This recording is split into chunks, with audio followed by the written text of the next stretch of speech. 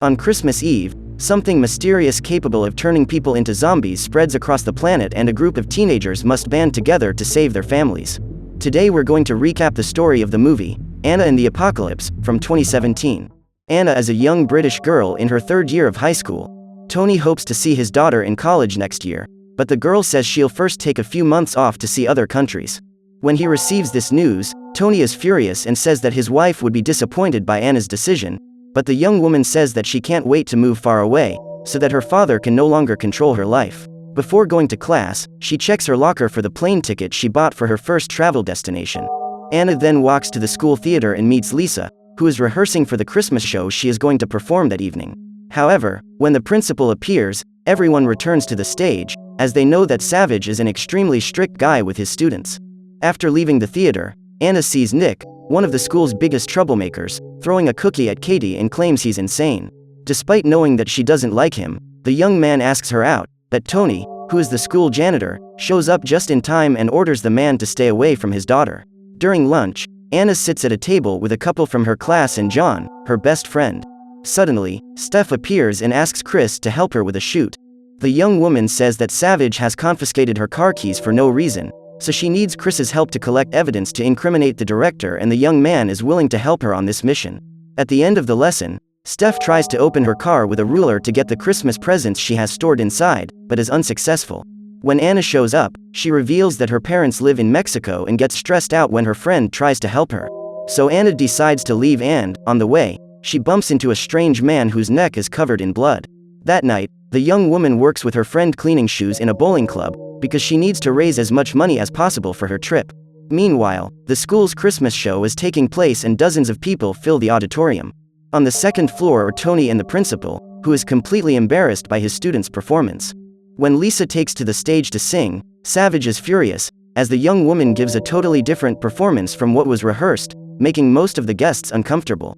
At this point, the principal decides to go to his office to try to calm down and hears someone trying to break into the school through the emergency exit. Intent on finding out who is doing this, he opens the door and finds nothing but snow falling from the sky. Hours later, Anna and John are on their way home and decide to stop and make a snow angel, while lying over the ice. They talk about Australia and John promises that he will visit his friend as soon as possible. The next morning, when she wakes up, Anna realizes she's late and rushes to get ready because she has to go to school. She then walks absent-mindedly through the streets with her headset on and doesn't even realize that something is wrong. Suddenly, dozens of people start running around her and screaming in despair because a horde of zombies is on the loose.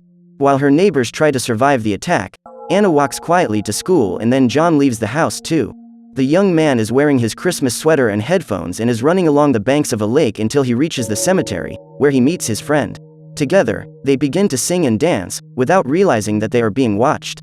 Suddenly, a man dressed in a snowman costume falls to the ground and the girl tries to help him. However, when they get closer, Anna and John realize that the man is covered in blood and begin to be chased by him. During their escape, the pair end up in the playground and Anna uses her backpack to knock him down. She then rips the monster's head off with the help of a seesaw. Terrified, the young people try to contact their friends and family, but their cell phones are off and they can't call for help. Seeing that the head is still alive even after being separated from the body, John soon realizes that a zombie apocalypse is approaching, but Anna refuses to believe that these creatures exist. John remembers that, before leaving home, he didn't see his mother, and Anna reveals that she didn't meet her father over coffee either. Frightened and afraid to go home, they decide to go to the bowling club in search of shelter, but soon discover that the building is on fire. Meanwhile, at the school, Savage tries to calm his students and teachers and claims that the government will resolve the situation.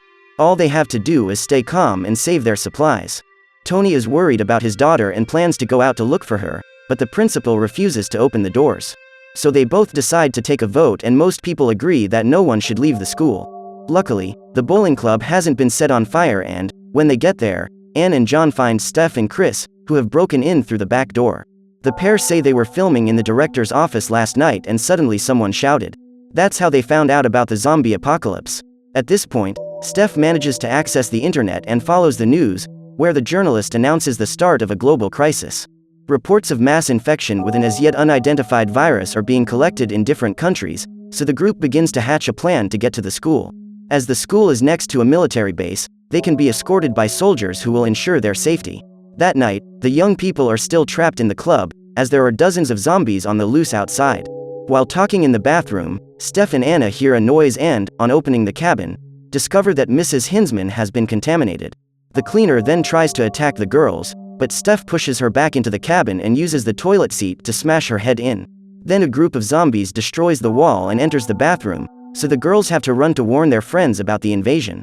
When one of the monsters approaches, John uses 2 bowling balls to smash its head in and then throws it out. While being chased, Steph picks up a kitchen utensil and puts it through another zombie's throat. Soon after, she uses a bowling ball to knock down the creature that tried to devour her friend and saves Chris's life. Finally, John pierces the skull of the last zombie with a broomstick and Chris returns the favor by freeing Steph from an attack. At school, Lisa is worried about the health of Bea, her boyfriend's grandmother, because the old woman has run out of her medication. The girl then asks the director for help, but Savage doesn't bother to save the old woman's life because he knows she won't be much use in a zombie apocalypse. Suddenly, all the electricity in the city is cut off and the young people are frightened when they realize that the military are using bombs to fight the zombies. What worries them most is the fact that they can't communicate with their families, and Tony is also afraid that he will never be able to see his daughter again. In the morning, when the snow disappears, the 4 friends decide to go out and try to get to school. Then Chris has the excellent idea of using a plastic pool to protect themselves in case any zombies get close. As they walk, they hear a noise and duck for cover. Just then, an old woman appears and sits on Steph's head. To make matters worse, the creature starts alleviating herself and Anna decides to lift the edge of the pool to check what's going on. Just then, she is caught by a zombie, which starts crawling towards her. Then a pool of blood forms over the pool and Nick appears with a piece of metal, which he is using to eliminate all the monsters that come his way. Then the delinquents' friends show up and the group discovers that they were looting a supermarket in order to gather supplies. Suddenly, a team of zombie gymnasts appears and Nick joins their gang to attack them with baseball bats. They then set off to attack the other monsters that are approaching and vent all their anger while crushing the zombies' skulls. Seeing this bloodthirsty attack, Chris decides to start recording and John is impressed by the coldness of these guys, as they eliminate people without any pity or remorse. After the brutal attack, the students walk to school together. However, by this time, all the people sheltering in the school have realized that the army won't show up to save them and decide to leave to fight for their lives on their own. Determined to stay there, the director tries to convince his companions to wait a few more days, but no one else is willing to listen. The sun is about to set, so Nick and the others decide to take a shortcut to get to school before it gets dark. As he wants to film all the monsters he meets along the way, Chris decides to go ahead and walks through the Christmas tree store with his eyes wide open. Suddenly, he sees something that looks like a human hiding in the bushes, so Nick and Anne go ahead to check it out. When they get closer, the couple realize that it's just a toy gnome, but they all discover that they're in danger when a zombie comes out from behind a tree and nibbles Jake's neck. Immediately, everyone runs to get to safety and, during the escape, Anna and John end up getting separated. While searching for her friend, she meets Nick and the young man is frustrated to discover that all his friends have turned into monsters. After attacking them with her Christmas cane, Anna pulls Nick and they both run for the exit, where they meet the other survivors. In an attempt to film all those monsters, Chris ends up dropping his cell phone on the floor and bends down to pick it up. Just then, a zombie grabs the young man's arm, but Steph kicks him away and drags his friend out. When the group finds a hiding place, Anna tries to console Nick, as he has just lost all his friends, and Steph is furious with Chris. In the end, he lost his cell phone and would have lost his life too if she hadn't come back to rescue him. What upsets the young man most is knowing that all the filming he did was in vain and now he has no way of communicating with his family. During his escape, John injures his leg and can barely walk. Anna accompanies him so that he won't be alone and sees her friend bitten by a zombie that is slowly approaching. While being attacked, John starts screaming and Anna eliminates the monster with her cane. However, several other creatures approach and the group ends up being surrounded. Determined to save his friend, John grabs her and uses his body to form a shield until he manages to get her to the other side. He then stays behind to act as bait while his friends try to escape. Desperate, Anna refuses to abandon John, but Steph tells her that her father is waiting for her and the girl manages to gather the strength to carry on. Now, more than ever, Anna is determined to eliminate the zombies that appear in front of her, because she somehow feels that they were all responsible for the elimination of her best friend. When they finally arrive at the school, the team finds only the principal and asks where the other survivors are. Immediately, Savage gets up and takes the quartet to the room where his friends and family are supposed to be. However, when they get there, the youngsters discover that the room is full of zombies and the principal locks the students in so that they too can be infected.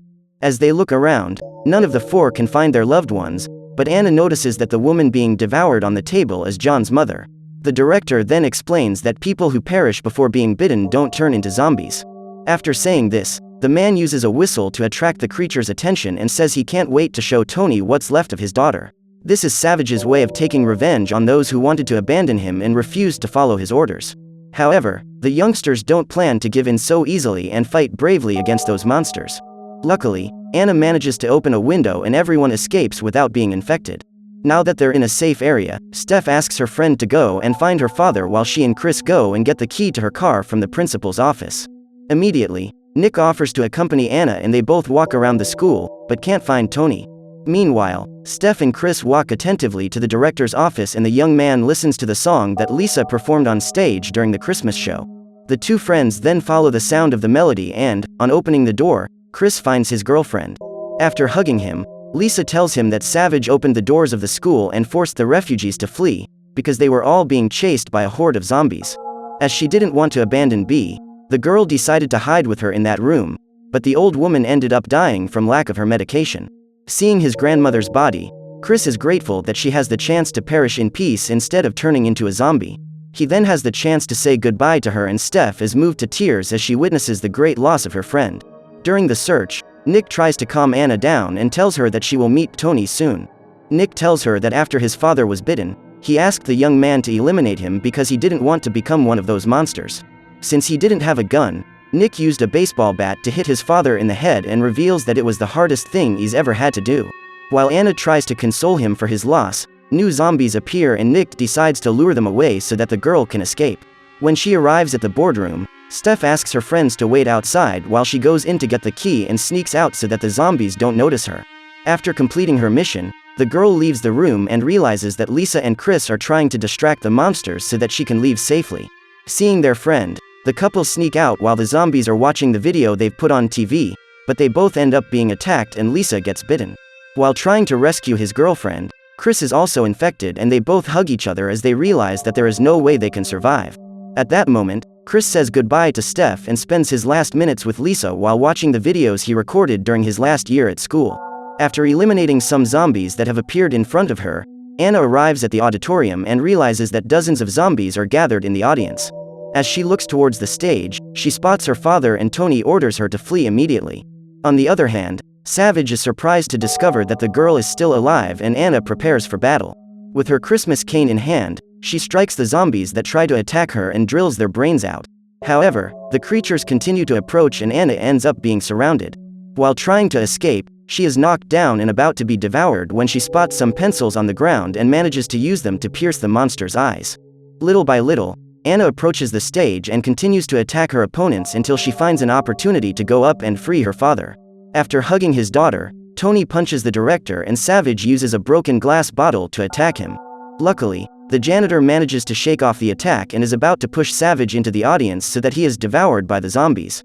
At this point, the man starts begging for his life and Tony decides to let him go. When the man turns his back, the director plans his revenge, but Anna manages to get rid of him and uses the star that was tied to the stage to push him into the arms of the zombies. Immediately, Savage is eaten alive and Tony reveals that his leg has been bitten off. At that moment, Anna becomes desperate and starts destroying everything around her. In a single day, she lost all the people she loved because they were all infected by the virus. Tony then reveals that he can't accompany his daughter because he doesn't want to put her in danger. Just then, Nick appears and the man asks him to take Anna to a safe place. After saying goodbye to her father, the young woman accompanies Nick to the parking lot, but Steph's car is no longer there. The place is surrounded by zombies and they have nowhere else to go. At that moment, Nick loses all hope and asks Anna for forgiveness for not having been able to protect her. Suddenly, as if by a miracle, Steph appears in her vehicle and rescues the survivors.